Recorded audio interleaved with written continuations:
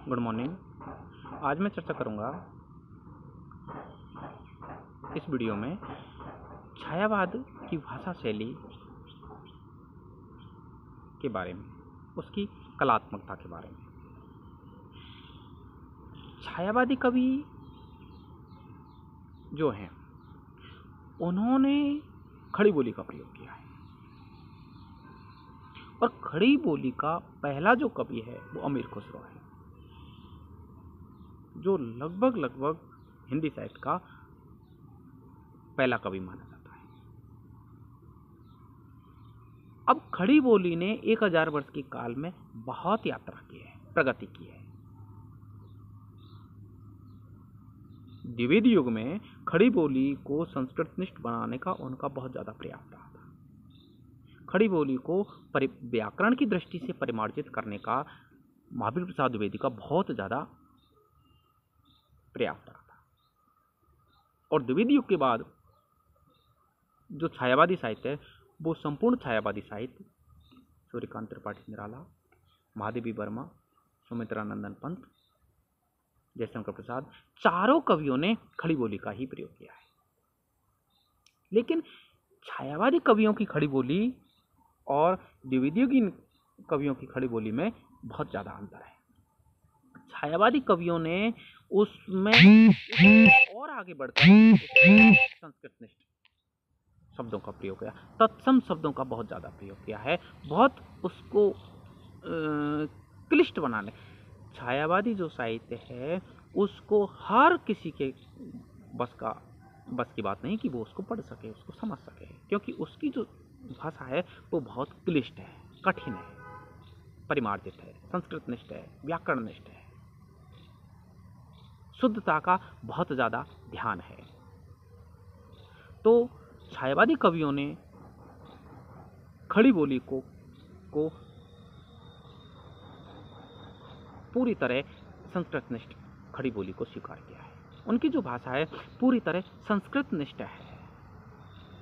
सूर्यकांत त्रिपाठी निराला की राम की शक्ति पूजा है, अमानिसा उगलता गगन घन अंधकार, घोर आदशा का ज्ञान। ऐसा लगता है कि हिंदी नहीं संस्कृत में लिखा गया है। संस्कृत जितनी कठिनता से समझ में आती है उतनी ही कठिनता से राम की शक्ति पूजा तुलसीदास जी बोस की, सूर्यकांत त्रिपाठी निराला की समझ में आती है। कामायनी जो जिसमें गहन चिंतन मनन, उसको पूरी तरह संस्कृतनिष्ठ और व्याकरणनिष्ठ खड़ी बोली में लिखा है जयशंकर प्रसाद। तो छायावादी कवियों ने पूरी तरह संस्कृतनिष्ठ और व्याकरणनिष्ठ खड़ी बोली का प्रयोग किया है। बात करें शैली की तो छायावादी कवियों ने पूरी तरह अभिधा शैली में साहित्य ना लिखकर लाक्षणिक शैली में साहित्य लिखा है। उनकी हर एक पंक्ति में लाक्षणिकता की झलक दिखाई देती है। साधारण पाठक के समझ के बाहर का वो साहित्य है। और छायावादी साहित्य का जिसको कहते हैं अंत क्यों हो गया, अवसान क्यों हो गया, छायावादी साहित्य क्यों नहीं आगे जाके लिखा जा सका, उसका कारण भी लगभग यही रहा है। हालांकि जयशंकर प्रसाद का 1936 में देहांत होने के बाद छायावाद को आगे बढ़ाने वाला कोई इतना समर्थ कवि नहीं मिला। तो इतना समर्थ कवि नहीं मिलने के कारण छायावादी जो साहित्य है वो आगे नहीं बढ़ सका। और सूर्यकांत त्रिपाठी निराला और सुमित्रानंदन पंत ने छायावादी साहित्य लिखना छोड़ दिया था, वो प्रगतिवादी साहित्य लिखना उन्होंने शुरू कर दिया। अकेली महादेवी वर्मा लगी रही, लेकिन उनसे इतना संभला नहीं और छायावादी साहित्य लगभग 1936 में आकर अवसान की ओर आ गया। लेकिन इन सबके साथ ही छायावादी साहित्य की जो भाषा शैली है वो भी इसके लिए जिम्मेदार है, क्योंकि भारतीय जो पाठक है इतना प्रबुद्ध पाठक नहीं है, जो उनकी संस्कृतनिष्ठ इतनी शैली को और उसकी लाक्षणिकता को समझ सके।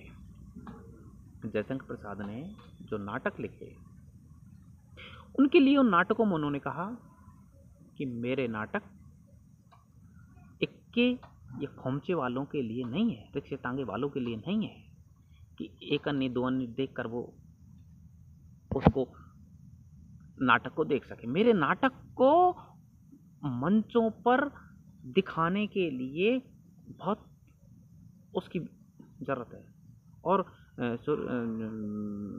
जयशंकर प्रसाद के जो पात्र हैं वो बड़ी संस्कृत निष्ठ, व्याकरण निष्ठ, क्लिष्ट भाषा बोलते हैं जो हर किसी के समझ के बस का रोग नहीं है।